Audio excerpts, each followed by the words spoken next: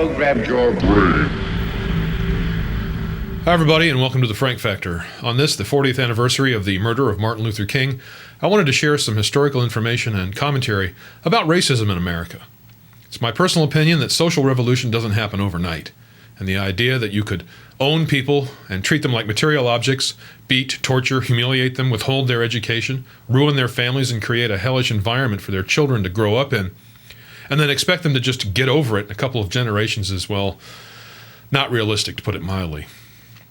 Slavery ended on paper with the addition of the 13th Amendment to the Constitution of the United States on January 31st, 1865, and yet 100 years later in 1965, blacks were still treated as less than human beings. They had to drink out of separate water fountains, use separate bathrooms, and were basically still subject to racist rule, treated as property and regarded as less than human by a very large number of American citizens, many of whom were made up of Southern Democrats, also known as Dixiecrats. In the mid-19th century, these Dixiecrats were Southern conservative states' rights Democrats and segregationists who were determined to protect what they creatively called the Southern way of life, a genteel way of saying getting rich off of slave labor, against the oppressive Republican federal government of Lincoln's time, which was instrumental in ending slavery in the South. These conservative white Southerners comprised what was then considered the Democratic South. I know how exciting this is as a propaganda point for conservatives under the influence of brainwashing from ignorant bigots like Rush Limbaugh, Michael Savage, and the like, who strain to paint liberals and today's Democrats as racists. But to do so is really just a testament to your own ignorance, gullibility, deceit, and wishful thinking. Did your propagandists teach you who it was that said this? It was the liberal wing of the Democratic Party that ended segregation. In fact, the full quote in context is, "The greatest leaders in fighting for an integrated America in the 20th century were in the Democratic Party." The fact is, it was the liberal wing of the Democratic Party that ended segregation. The fact is that it was Franklin Delano Roosevelt who gave hope to a nation that was in despair and could have slid into dictatorship. And the fact is, every Republican has much to learn from studying what the Democrats did right. Don't know who that was? No? I'm not surprised. That liberal commie bleeding heart was none other than Newt Gingrich. Now, no party is without its racist elements, but attempts to paint liberals and Democrats as the driving force behind racist policies is an argument that can only be made by the most historically ignorant or brainwashed. After World War II, the Southern Democrats began to evolve and become an anchor for traditional Democratic policies of localized populism and progressivism. With the Great Depression, World War II, and the beginning of the Cold War, National Democratic leadership began to embrace a more centralized, secularized, multicultural program. Naturally, this pissed off the socially retarded conservative wing of the party and led to the solidification of the Dixiecrats. Around 1948, the split became prominent. During the Civil Rights Movement, the Democratic Party still had a strong Southern base that held on to the Dixiecrat mentality, while some of the Republican Party still embraced the remnants of the Party of Lincoln. Passing civil rights legislation was championed by Democratic President Lyndon Johnson in 1963, after John Kennedy's murder. But the votes at face value reflect a Republican majority in favor and the Democrats in opposition. But to better understand how the votes were distributed, you have to look at the demographic of the North versus the South. Southern Democrats, Dixiecrats, in both the House and the Senate, voted almost unanimously against the Civil Rights Act, and so did Southern Republicans. Northern Democrats voted almost unanimously for the legislation, with Northern Republicans voting at approximately 85% in favor. Since that time, both parties have undergone a cross-migration, with the split based less on geographic breakdown and more on division between liberal and conservative philosophies. The poster boy of the Dixiecrat South, who personifies what would later become today's Republican base, Strom Thurmond, couldn't stand to associate himself with the nigger lovers of the evolved Southern Democratic Party, so the infamous Thurmond ran for the presidency of the United States in 1948 under the, get this, segregationist States' Rights Democratic Party. Go, Strom. There's not enough troops in the army to force the Southern people to break down segregation and admit the Negro race into our theaters, into our swimming pools, into our homes, and into our churches. Yeah, that's enough to make you proud. This racist freak of Democratic nature held office as a Southern Democrat for roughly 10 years, from 1954 to 1964, before switching parties to the more racist-friendly Republican Party. Thurman, unlike Democrat Robert C. Byrd, never fully renounced his racist roots and stands. In fact, he was commended as recently as 2002 by Republican Senator Trent Lott on those same policies when Lott proclaimed, "When Strom Thurmond ran for president, we voted for him. We're proud of it. And if the rest of the country had followed our lead, we wouldn't have had all these problems over all these years either." Yeah. And in 1988, as a guest on the Armstrong-Williams show, Lott equated homosexuality with alcoholism, kleptomania, and sexual addiction. And the view that slavery could be justified is just as backwards as the assertion that homosexuality is a crime and a reason to condemn or persecute someone. These are classic conservative values that are a testament to the primitive nature of the philosophy, and it is an indication of social retardation and ignorance.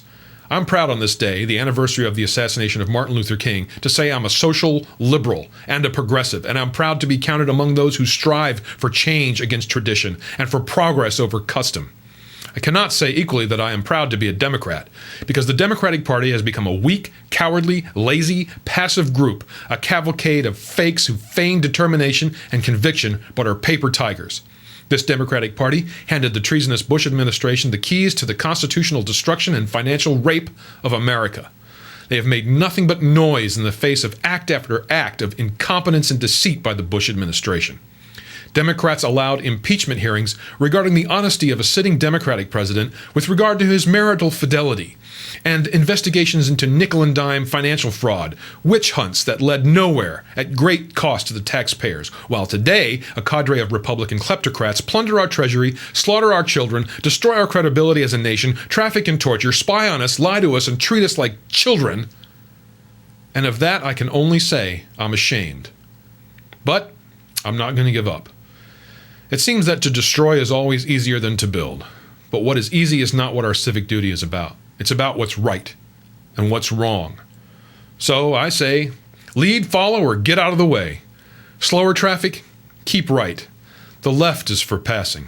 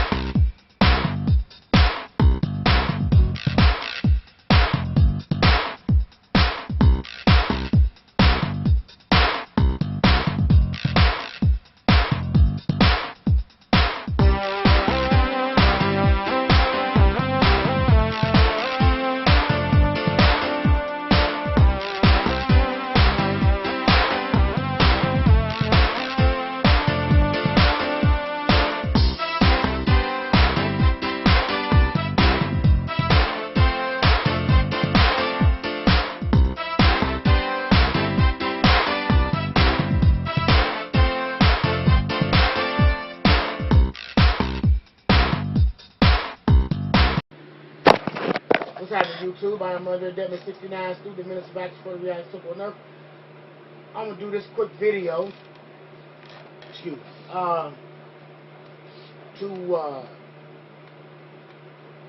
To express something to the people about false flaggers and making these videos. First, I want to say one thing. I want to get one thing important. When we make these videos, we're serious about this. I don't know about the other viewers and all these different things, different pages that they make. But when we make these videos, we dead serious about this. You dig? We make videos talking out against racism, talking out against bigotry, talking out against black ignorance and black hatred. And we turn around and make these videos and we get flagged. They take our page down. Because there's a policy with YouTube that a person can flag you, your video is inappropriate. And if you get so many of them to a certain degree, they can take that video from you. And if they want to go even deeper than that, they'll just take your whole page and shut that page down. Talik Ibn Rad,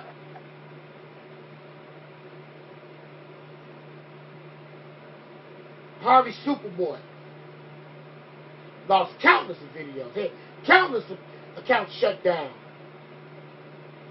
And lost all their material because of intolerance to someone else. We never speak about hatred for another race. At all. There's no benefit and no payoff for speaking out about hatred or speaking hatred towards other people. Our primary goal is to lift our own people. And that covers all borders and all aspects of racism, of ignorance, on both ends, black and white, Mexican and Puerto Rican, Lithuanian, Poland, wherever you're from. See, it's okay for people to make videos where people fighting and beating the shit out of each other in the street, displaying their ignorance and put it out there for the world to see. And then people point their finger and say, well, that's how black people are. But they don't use the word black, they use nigger. Yeah, that's right, nigger. I said it, nigger. That's what they call you. That's right. But when you make videos with some type of realistic goal and objective, with some truth and some realism to it, there's people out there feel threatened by it. So what they do, they follow you all over YouTube, constantly flagging every video, constantly flagging a video, constantly flagging a video, till they shut the video down. Then they even go further than that. They try to just shut the whole page down. That's their way of assassinating you, or silencing you. And like Talik Ibn Rad said, YouTube may just be behind that. But brother, you won that suit, and that's your suit that you won. I'm still 100% supporter of the Reality Simple on Earth. I am Andre Dedman, 69, student and minister of action for the Reality Simple on Earth. And I will fight to the end. I'm willing to die for this cause. And wherever else that comes along with that. I'm in the trenches. I'm not hiding somewhere behind no cars. I'm in the trenches.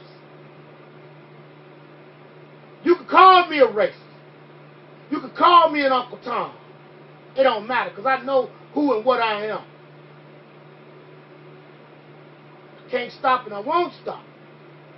I'll keep on going. Keep on moving. Because what we're doing is a good thing. We want to uplift our people. We're not trying to put nobody down. But when we talk out against the racist white man, or against these Uncle Tom Negroes and these gangbangers and all these different negative people that contribute to the destruction of our people, we come under attack. Well, I want to say this. No matter what you do and what you say, we ain't going to never stop. We're going to keep on moving forward. We ain't going to never give up. Never. So you can follow us around like trolls and constantly flag our videos, make these half-baked ass comments and these half-baked ass opinions all you want to. We're going to keep moving forward.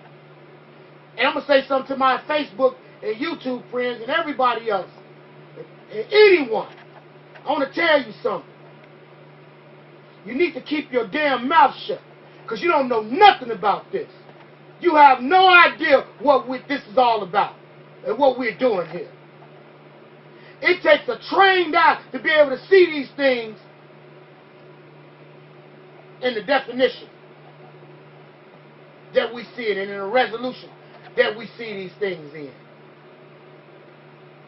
I have 33 3 years of experience dealing with the white supremacists. You call me a racist. I got kids on every side of the rainbow, on every color of the rainbow. On both sides, on both ends. How the hell can I be a racist? Where did you come up with this idea? Do you know what the hell you're talking about? See, the average person don't really understand the intricate detail of racism. Racism is not something that's simple. It's very complex. It's almost like a math problem. It's not just one way to do it. It's not one equation. You have to go from step to step to step to be able to understand what it is you're doing. You can't do a fraction if you don't know how to do timetables. You can't do a fraction if you don't know how to do minuses or pluses. Excuse me. You might know all the other aspects of fractions, but you just don't know how to do a sign, a plus or a minus. You're going to get it wrong every time. We are experts on this. There are no experts in this field.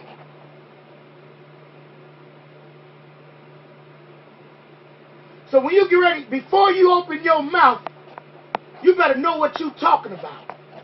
And any one of you suckers want to step up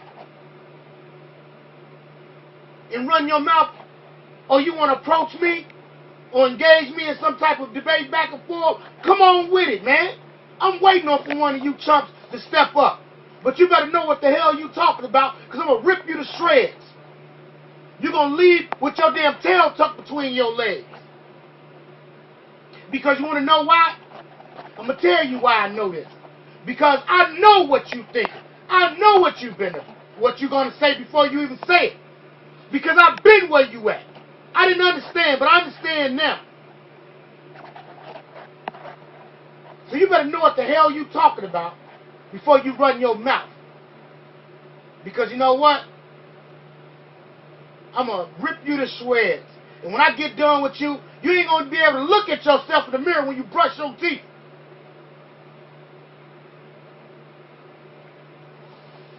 I want to thank Harvey Superboy, Angel Snuffing Up 7. These some real soul brothers.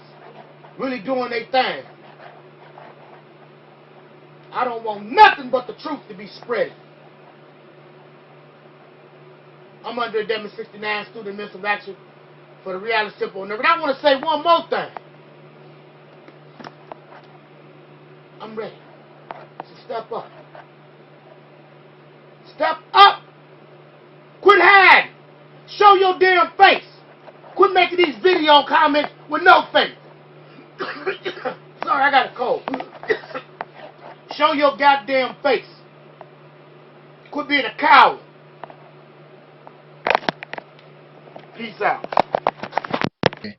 I don't know if you can see that pretty good, but the same person, Susan Gwen or Gowen or something like that, she's the one that accepted the certified letter. This the envelope. Okay, you want to see that? That's the court. Okay, that's the court. This is in Illinois. They make it very easy to file a small claims. Okay, here we go. Talik Ibrahim. Let me see if I can get that out the way now. See that? Small claim. Let me see. Did I get that up there? In the Circuit Court, Judicial St. Clair County, State of Illinois, versus Google. Google. Okay. It's filed in St. Clair County. Y'all see that? Okay. $5,000. That's what I'm suing them for. $5,000. Go this way.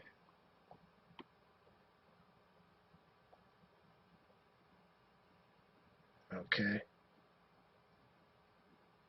Can you see that?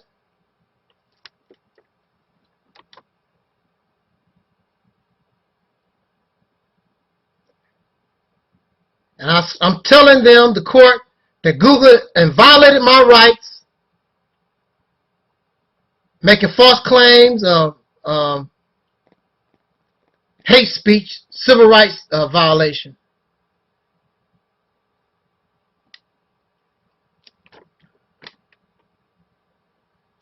Okay. Now this is the judgment. This is a copy. It's not very clear, but I'm going to try to get it close to the camera so that you can see. Okay. St. Clair County. See that?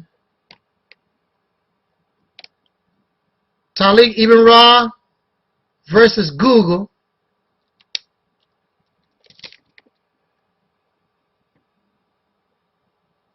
That's the court stamp right there. And what we really want to read is here on the bottom. Let's see if I can try to get the best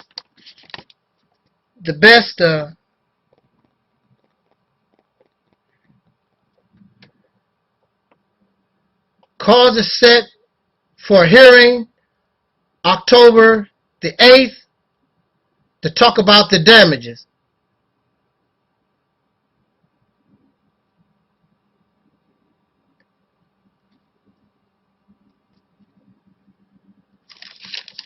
And that's it.